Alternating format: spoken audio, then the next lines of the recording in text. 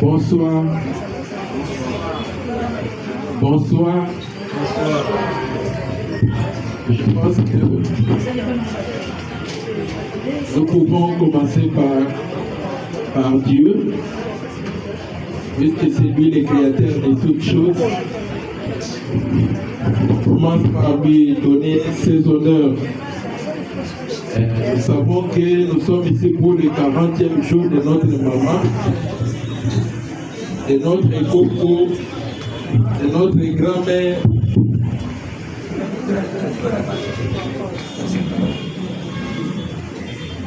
Prions le Seigneur.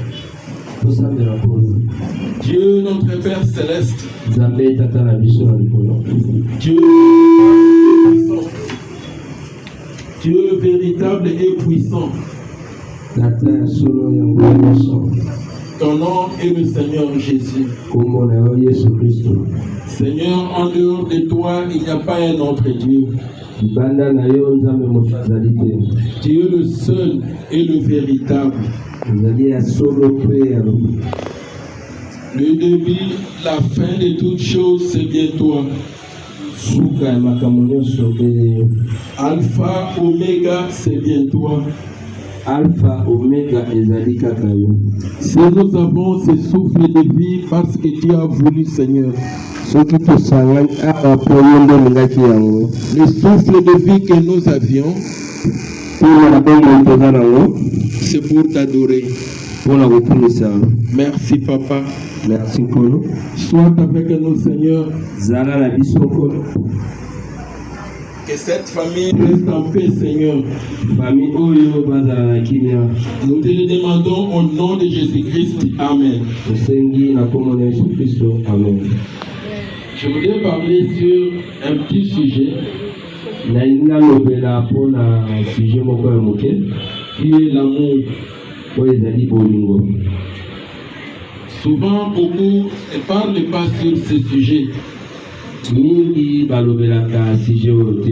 Mais pourtant, c'est l'un des commandements que le Seigneur nous a laissés.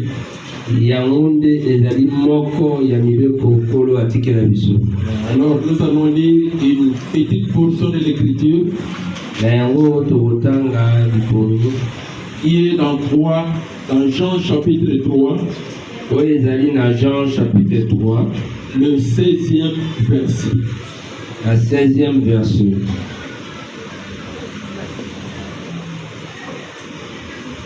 Dieu a tant aimé le monde. Tu peux continuer. Il a donné son fils afin que quiconque croit en lui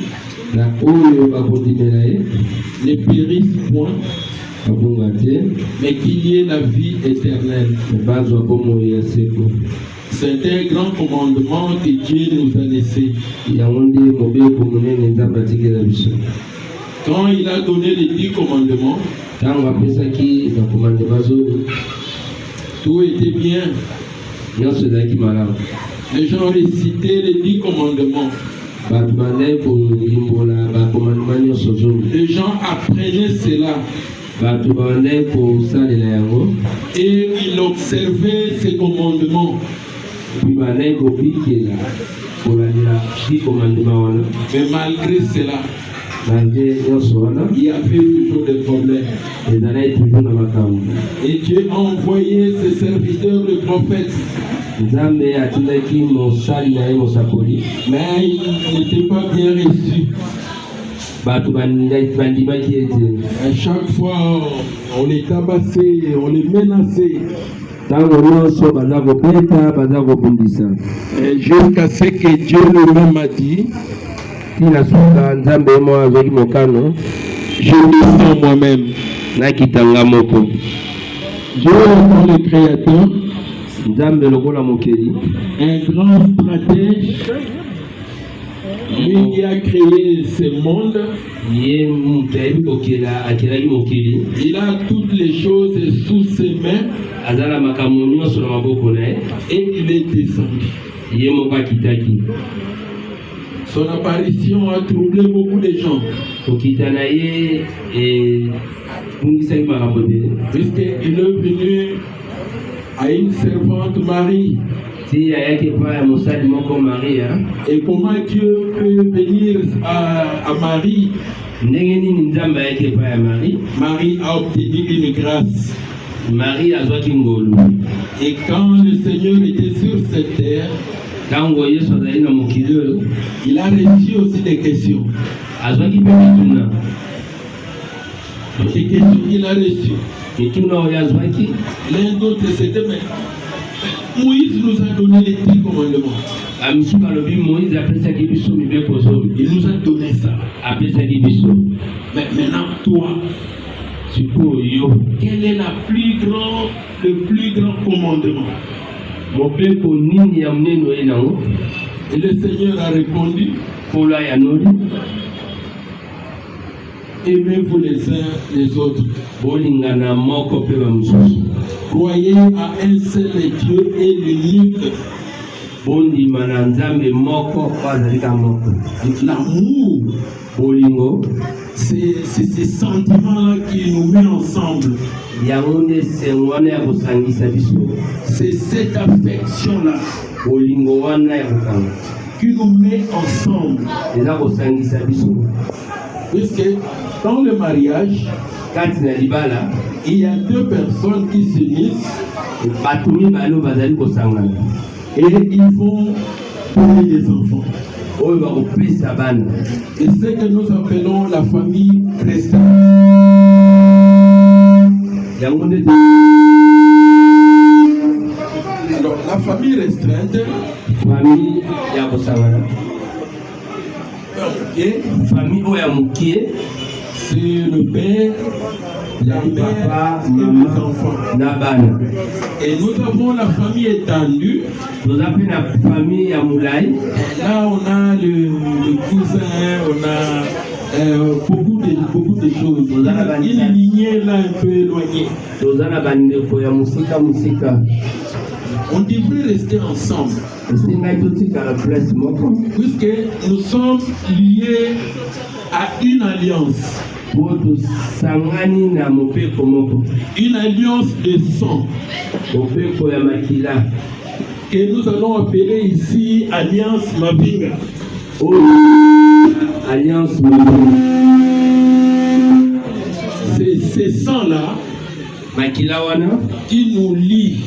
yango nde ezosangisa biso Ce sang-là makila wana qui lie cette famille. yango nde ezosangisa famille oyo Donc il devrait avoir l'amour. esengaki bazala na bolingo Amen. amen L'amour bolingo couvre une multitude de fautes. ebombaka makambo nyonso ya mabe Si vous avez de l'amour, soki boza na bolingo les fautes ne devraient pas être exposées. makambo ya mabe ekobima libanda te Comme dit la Bible, ndenge elobi na biblia dans Proverbe 17, 9, na proverbe 17:9 la Bible dit ceci: biblia elobi boye celui qui couvre une faute oyo akomona mabe ya moninga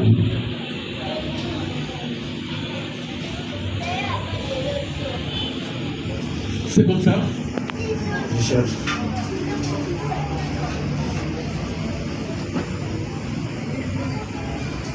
Celui qui couvre une faute cherche l'amour. oyo aza kokomba mabe ya moninga aza koluka bolingo Et celui qui la rappelle oyo aza kotalisa yango dans ses discours na maloba na ye divise les amis. aza kokabola baninga Puisque la Bible nous dit po ete biblia elobi Dans Matthieu 18. Dans Matthieu 18.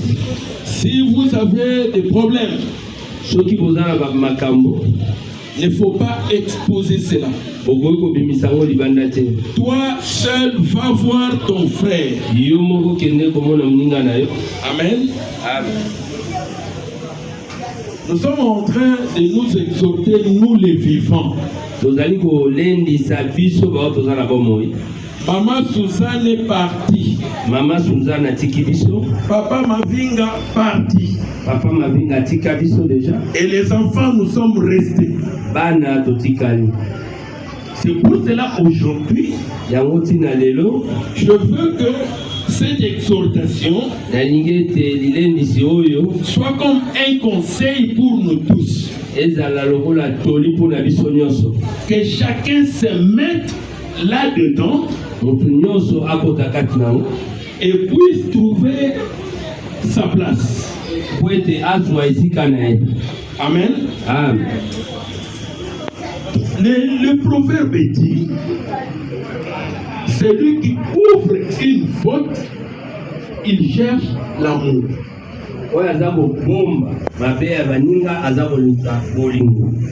L'amour, c'est Dieu. S'il faut définir l'amour maintenant,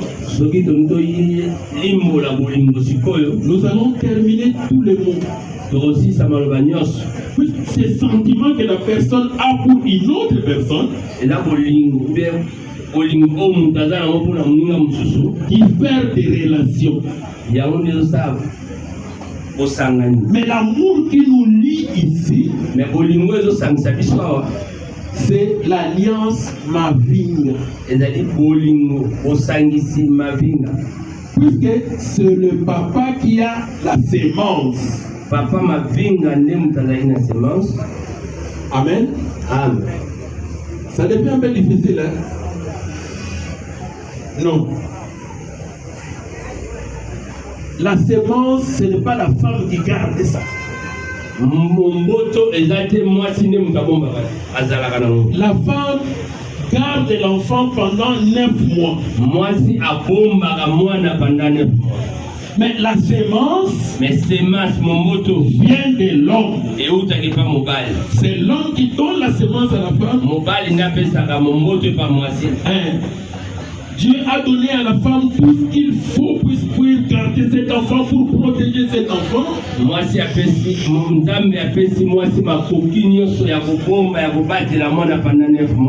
Et nous présenter. Et voilà qui s'habille sur la route. Dans Proverbe 10, 12. La Proverbe 10, 12. La Bible nous dit, la haine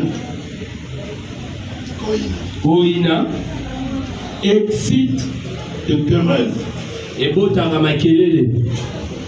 Quand les enfants sont restés,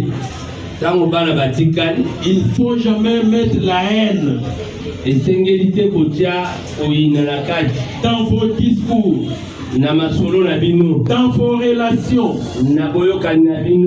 Nous devrions s'aimer l'amour. Puisque la haine, lui, il excite de querelle. Mais l'amour ouvre toutes les fautes. Si on parle mal de ton frère, toi parle un bien que le frère a fait. On est en train de critiquer ton frère ou ta soeur. Toi parle en bien de quelque chose que la soeur a fait dans la famille. Amen. Amen. Notre corps, ce n'est pas une poubelle.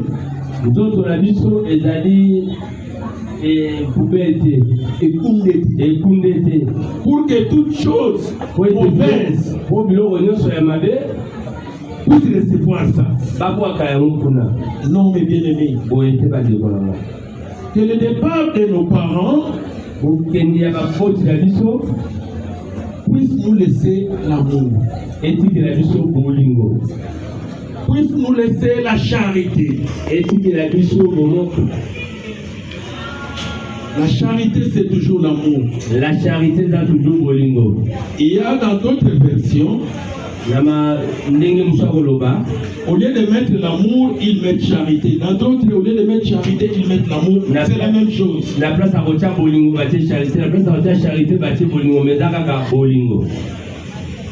Notre Seigneur nous a aimés. Il veut que nous puissions nous aimer aussi. Il veut que nous puissions parler en bien des autres. Il veut que nous puissions nous soutenir. Les enfants d'Israël, quand ils s'est déplacés, si quelqu'un laisse des excréments, oui. La personne qui vient, il va seulement enterrer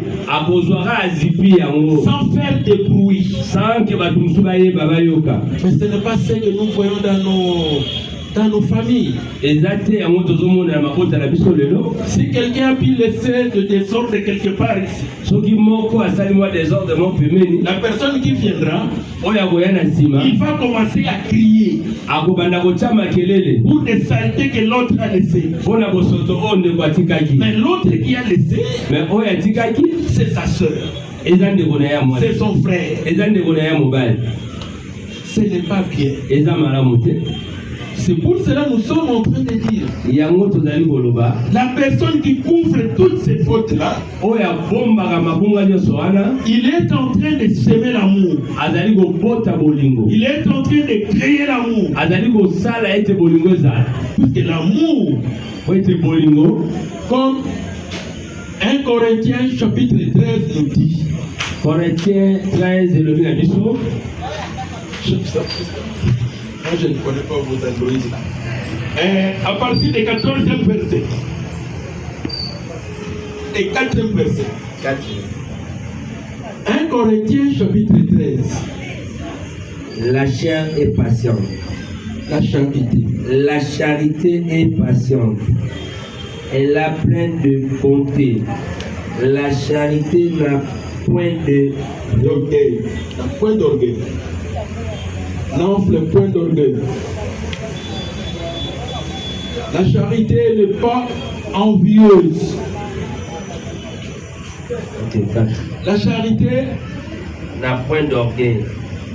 La charité. Continue à lire jusqu'au 8e.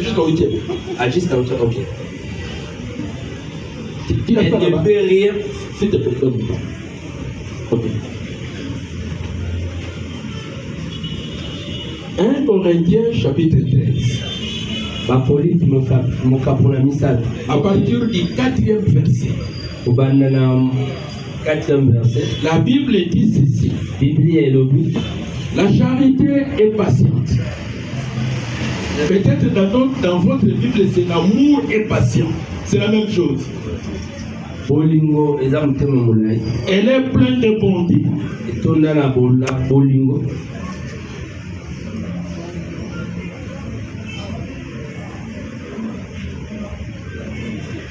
La charité n'est point envieuse.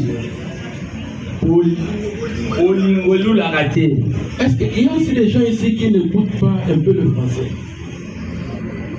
S'il n'y en a pas, on peut seulement continuer. Ah, on peut dire. Pas de problème. Okay. Bon.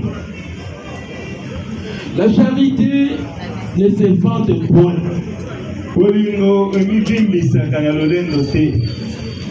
Elle ne s'enfle point d'orgueil. Elle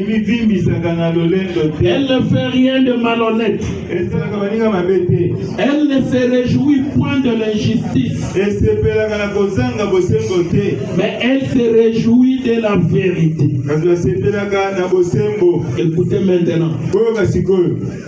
Elle excuse tout. Oh, il m'a fait ceci. Oh, il est en train de dire ça. Oh, voilà ce qu'il a commis. Il croit tout. Il n'a pas fait ça. Amen. On passe. Elle croit tout. Elle espère tout. Elle supporte tout. Amen. Amen. Voilà la charité. Voilà l'amour. Elle n'est pas orgueilleuse. Mais toi en famille, c'est comme il n'y a que toi. Puisque tu as terminé l'université. Puisque c'est toi qui prêches la parole de Dieu, les autres sont rien. Ça, ce n'est pas l'amour. L'amour croit tout, supporte tout, expert tout. Lui, il se réjouit de la vérité.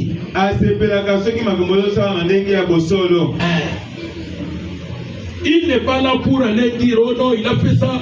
Non. Les gens qu'on appelle les kabwabwa. Moi j'ai des lumières à la maison. J'ai des cocos. Parfois il parle de kishishi ou kashishi. On dit c'est quoi? Kishishi. Et dans la famille, nous ne voulons pas ces groupes de ces gens-là. Les gens qui créent des troubles. Les gens qui créent des désordres. Non, mes bien-aimés, cela n'avance pas la famille. La famille, nous devions être unis sous une seule tête qui est Jésus. Puisque c'est lui qui nous a laissé ces grands commandements. L'amour. Même si pour une et un seul Dieu, c'est toujours l'amour. Si tu as de l'amour, tu ne peux pas aller adorer un autre Dieu. Si tu le fais, tu n'as pas l'amour. Quand vous croyez maintenant à ce Jésus-là, qui nous a apporté l'amour, lui te donne la vie éternelle. Même notre maman qui est endormie, elle se repose. Elle se repose. En Jésus, on ne meurt pas.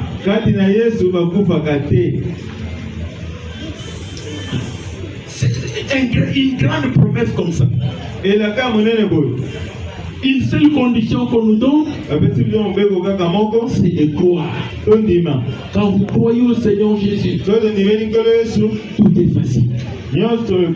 Vous croyez au Seigneur Jésus, tu deviens immortel. Jamais. L'âme qui pêche, c'est celle qui mourra. Vous ne voulez pas mourir. Ne pêche pas. Si vous ne péchez pas, tu resteras éternel. Ça, c'est la Bible qui dit. Si vous voulez que je vous démontre, moi je ne saurais pas le faire. Puisque on nous dit seulement de croire. Croyez et tu seras sauvé. Croyez en Jésus et tu seras sauvé. Celui qui est en Jésus ne parle pas en mal des autres. Papa Papa est parti, maman est partie. Papa qui est atiki biso, maman pe atiki biso. Nous devrions former l'unité. Tozala na bomoko. C'est ça notre force. Yango nde makasi na biso. Si tu prends une tige de balai, Soki ozwi singa nini nzete moko ya Kongo. tu plies ça, Obumbi yango. ça va se casser.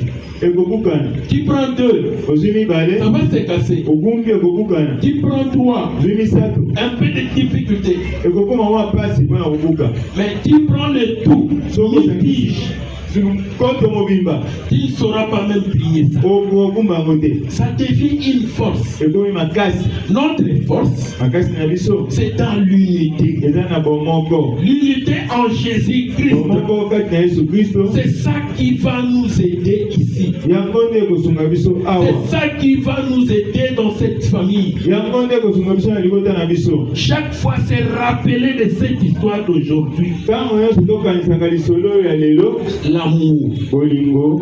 l'amour, Bolingo. l'amour. Bolingo. Respecter ton frère. C'est lui qui est l'aîné.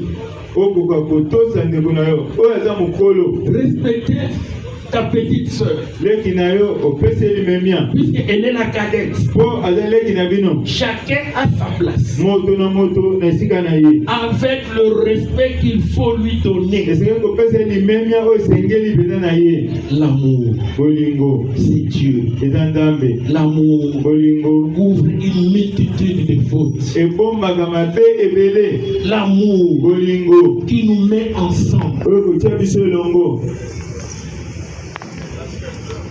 Après la Pentecôte, Nsima na kitela.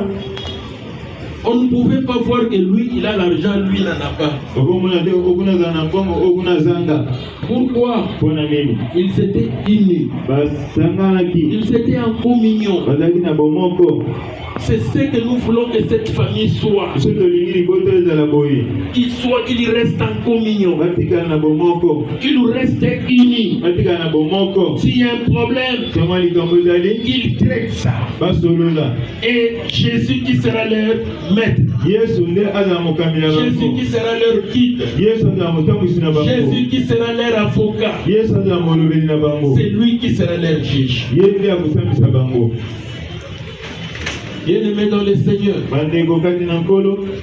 peut-être c'est toi que je prêche. Ntango mosusu na oteya kaka yo. Je vais vous faire rire un peu. Tika nasekisa bino mwa moke. Le pasteur Carlos a prêché pendant qu'il expliquait aux jeunes la réunion des jeunes. Mokenga Carlos azalaki na liyangani na bilenge. Il a donné un exemple. Apesi ndakisa moko. Vous les jeunes Bino bilenge. qui étaient là, Ya batetela. vous ne savez pas donner l'argent à vos femmes. Vous ne partagez pas. Ça crée un problème. Et puis,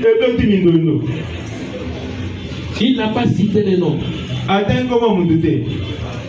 Tout le monde va dire, Bayaka Boye, Balouba Boye, Bakongo Boye. Mais la personne qui souffre le plus, mais mon tour qui passe les gars, c'est lui qui ne donne pas l'argent à sa femme. Et là, mon tour avec sa manche n'est pas bon. Pas vrai? Là, hein? Ce que je suis en train de parler maintenant, c'est ton cas.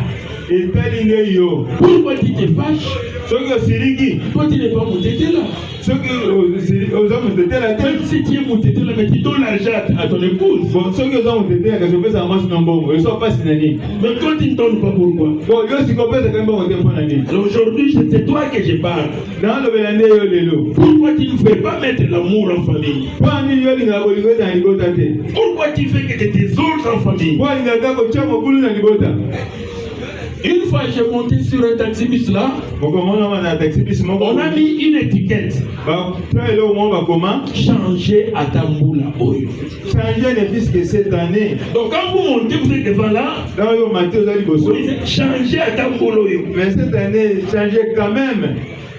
Mais si toi tu n'as pas de problème, l'étiquette là ne va pas te déranger.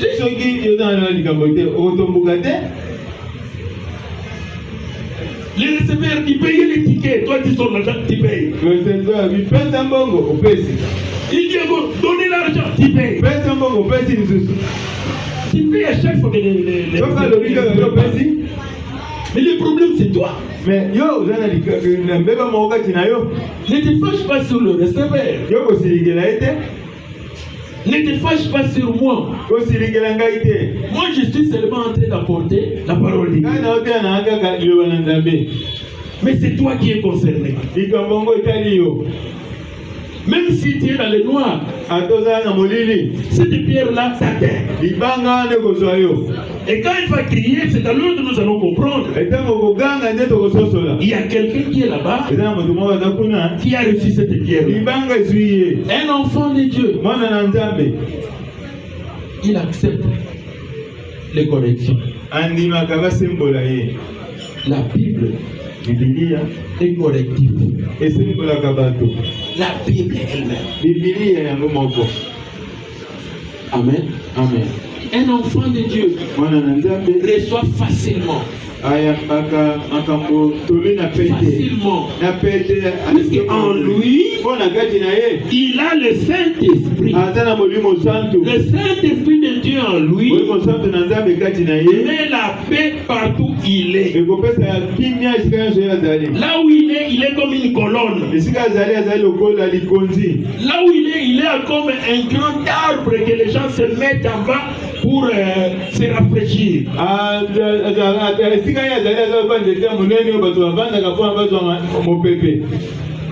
Amen. Amen. Un enfant de Dieu, il ne critique pas les autres. Il ne parle pas mal des autres. Il ne détruit pas sa famille. L'étape à laquelle vous êtes là.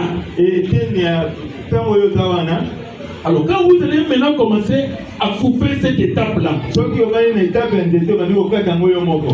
tout le monde tombera. Mais qu'est-ce que tu as fait? Notre Dieu fait que nous soyons ensemble. Il veut que l'amour en nous produise une grande victoire dans notre famille. Que l'extérieur commence, ne parle pas mal de nous parce que les parents nous ont quittés. Au contraire, soyons soudés. S'il y a un problème, c'est dans la maison qu'on va arranger. S'il y a un problème, c'est en famille qu'on va arranger. Pas à l'extérieur. Un enfant de Dieu, avec le Saint-Esprit en lui, il est conducteur. Quand il parle, les autres écoutent. Bien aimé, cherchez à voir quelque chose. La puissance de Dieu. Dieu le Saint-Esprit. En fait, l'amour sera facile.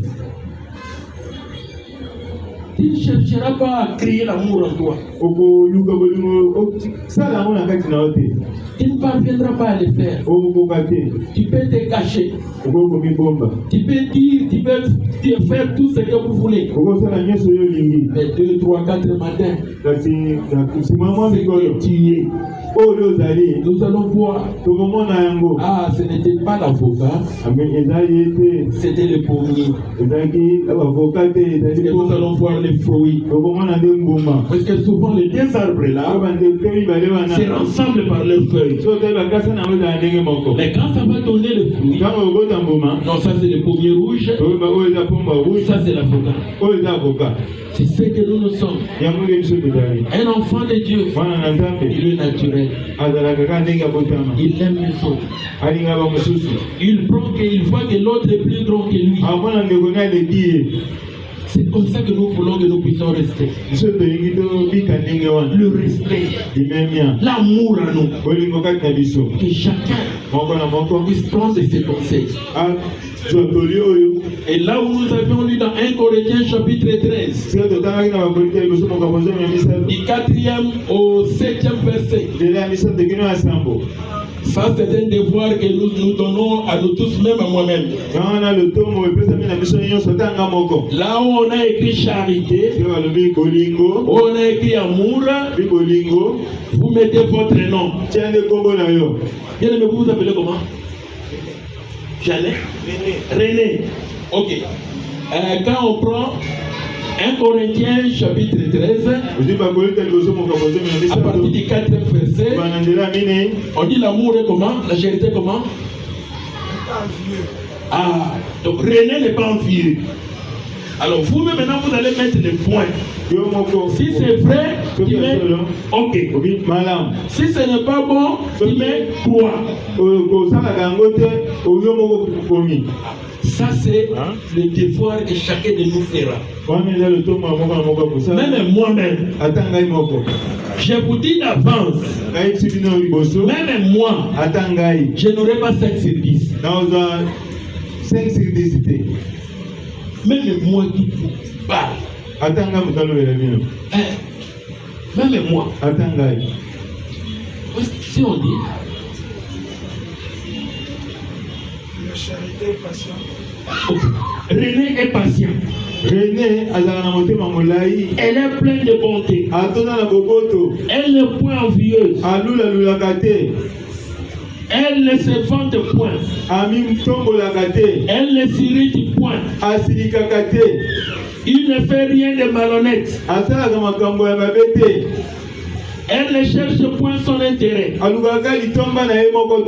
ne s'irrite point. Elle ne soupçonne point le mal. Elle ne se réjouit point de l'injustice. Mais René se réjouit de la vérité. René excuse tout. Là, il faut poser à sa femme cette question. Mais nous allons mettre nos noms. René, c'est un exemple que je donne. Je vous ai déjà dit en avance, même moi. Vous avez 5 sur 10 à ça. Ceux qui ont aussi ma point belé, 5 sur 10. Autant à ta vie, ah papa, vous avez raison. Voilà, you mutako corriger ça yo moko. Société. René excuse tout. René croit tout.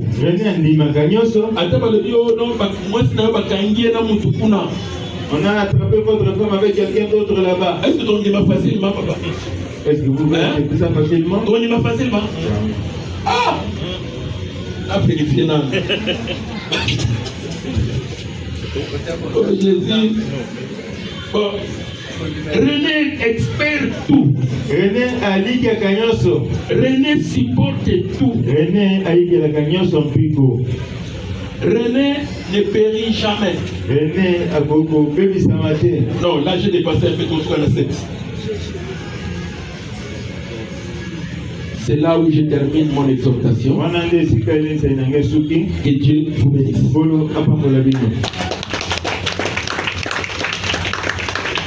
Est-ce que tu peux mettre la balle sur ma côté?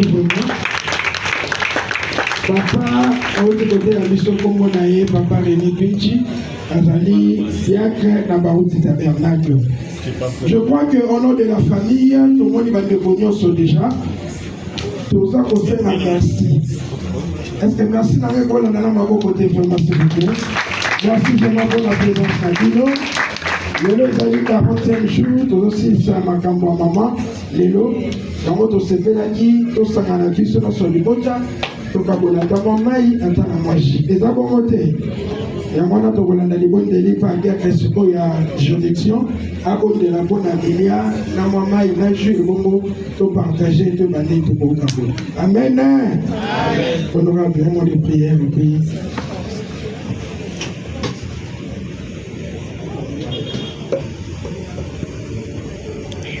Dieu notre Père Céleste, Nous te disons merci pour l'invitation que nous venons de te dire. Il n'y a rien de meilleur dans l'être humain. Si ce n'est que de connaître Dieu à voix son esprit. Aide-nous, oh Dieu, à avoir l'amour. L'amour, c'est le Saint-Esprit. L'unité, c'est dans le Saint-Esprit. Merci Seigneur Jésus pour l'invitation. Ajoute en plus chacun de nous sur le plan spirituel. Aujourd'hui, nous cultivons le dire de notre maman, de notre soeur. Cette occasion, Père, demandons que l'unité soit dans la famille. Entre les frères et sœurs consanguins. Et toi qui sont au milieu d'eux. Et surtout qu'ils puissent garder la même foi qu'avec notre maman. Et nous prions pour quelque chose de reprendre les gîtes qui vient. La Bible dit tout est sanctifié par la prière. Sanctifie tout ce que nous devons prendre par ton sang précieux. Tout ce qui est contre ta parole, soit loué de nous au nom de notre Seigneur Jésus. Et cela puisse nous apporter l'élément nutritif à notre santé. Quand nous te le demandons, au nom de notre Seigneur Jésus-Christ. Amen.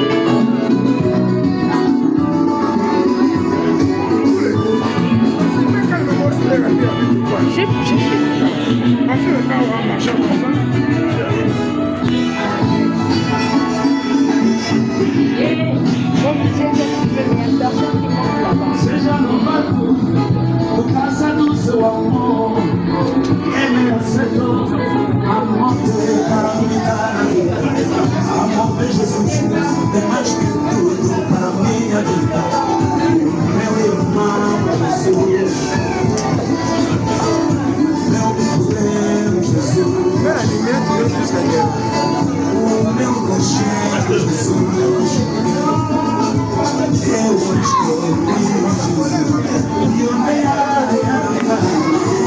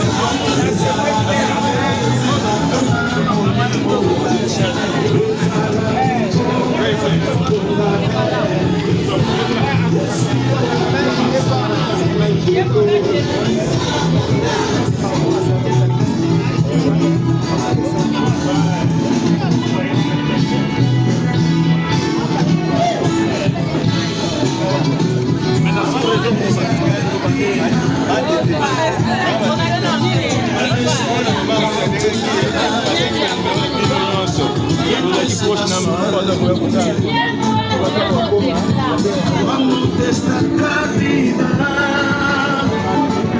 y permanecer